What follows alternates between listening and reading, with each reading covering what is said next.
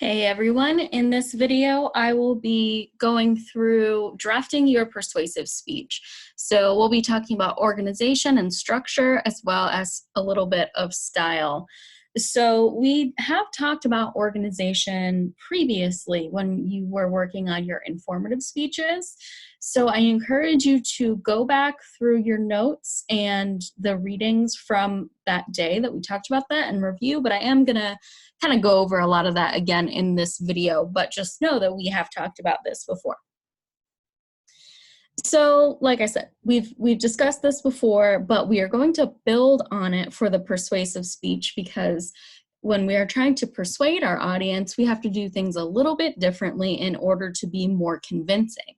Obviously, we have talked about argument, we talked about claims and data and warrants.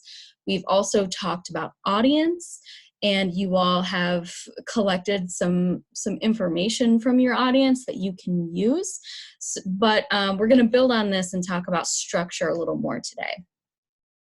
So if you remember from when we talked about organizational patterns, we had things like chronological and spatial and topical and categorical, all of those patterns that are meant to help inform the audience.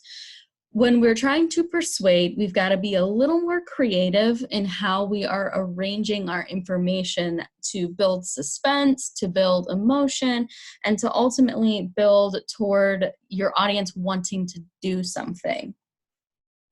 So the first way that we can structure our information is problem solution. So this one is pretty simple. And remember, we're keeping the macro structure intact. We still need an introduction, a body, and a conclusion.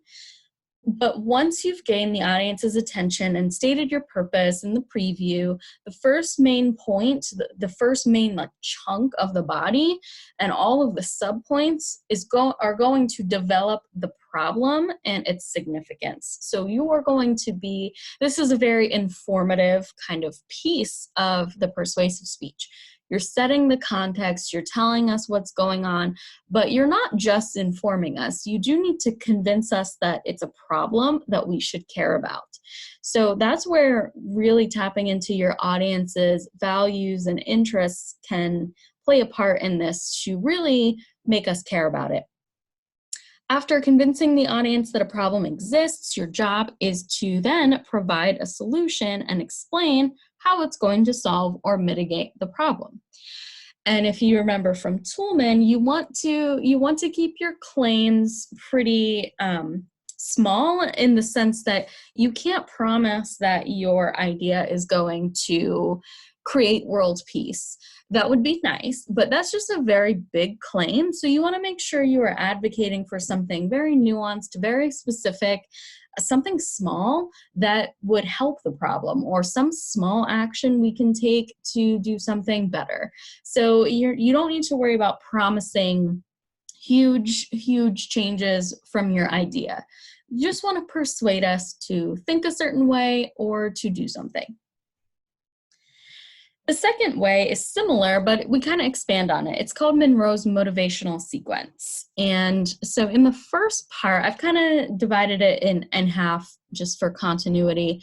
The first half, you are going to do three things. You are going to gain our attention in the introduction and establish the need. This is kind of like the problem.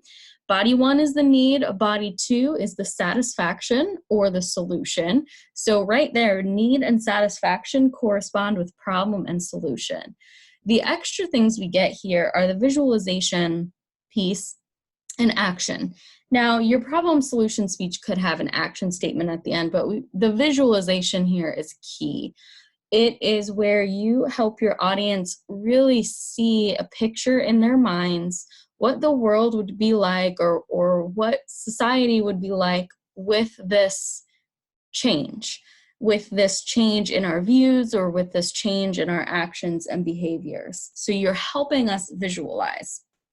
So the content is largely the same as problem solution, but arrangement and structure is naturally leading to the action statement. It's kind of like that climax at the end. So it's all about ordering. So I've got some resources linked in the Canvas module, and I'm going to jump over to Canvas in a second. But in addition to this video, I have 2 sample outlines from real speeches.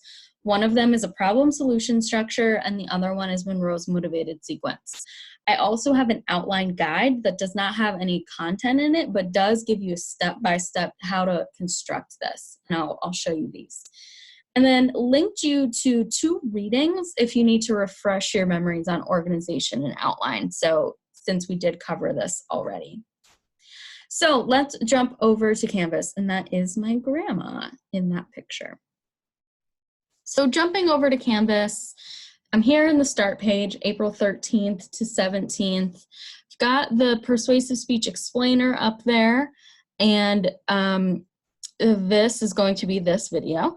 And then I've got the sample outlines, recharging by unplugging, persuasive speech outline about plants, and then the blank outline guide. And just for ease, I'm going to open this in new tabs so that I can go back to that. I think it's going to download. So for example, this blank outline guide, it's going to download. I take you through, what to do in your introduction, writing out your transitions, what goes into the body. You don't need to answer all of these things either. All of these prompts here are to help you brainstorm and to help you get your content. So you don't need to answer all of these questions. Rather, these are just ideas for how to build it. So you can see I've got all kinds of tips here to remind you exactly step by step. And then, like I said, actual real outlines for you to look at. So I'll bring up the plants one. And I believe this one is our problem solution. We've got the opening, we've got the problem, and then what its benefits are. So it's a little different from straight problem solution, but generally speaking, this follows a persuasive speech format. So, something that I want to get across to you all is that it's not about doing things exactly like what you see here. Rather, staying organized. Do you have a macro, intro, body, and conclusion? Do your ideas make sense together? Are you trying to organize in a persuasive way? Do not worry about being perfect. So then jumping over to the outline draft, to wrap up, here's the expectations and rubric. So you're going to follow one of the structures discussed in this video. You do need to have at least 5 credible sources. And here's what you'll be assessed on. In the outline, your research, do you have 5 credible sources properly integrated and cited in the outline? So you can see from these examples that we've got some citations all throughout here. And those are integrated and then also included in references. So that's what you need to try to emulate. The information and structure. So we've got enough information. It's going to fill the time. It's organized in a logical manner. Notice it doesn't say it's organized perfectly, but does have transitions and connectives between ideas. In terms of style, we want things like stories and examples, analogies, things that are beyond just facts and beyond just statistics. Numbers are great. Please use numbers, but you should mix it up with other appeals, like emotional appeals, to make it engaging and to really convince us that we need to listen. And then finally, 2 points just for following the standard nested outline structure and your complete sentences, grammar, and punctuation.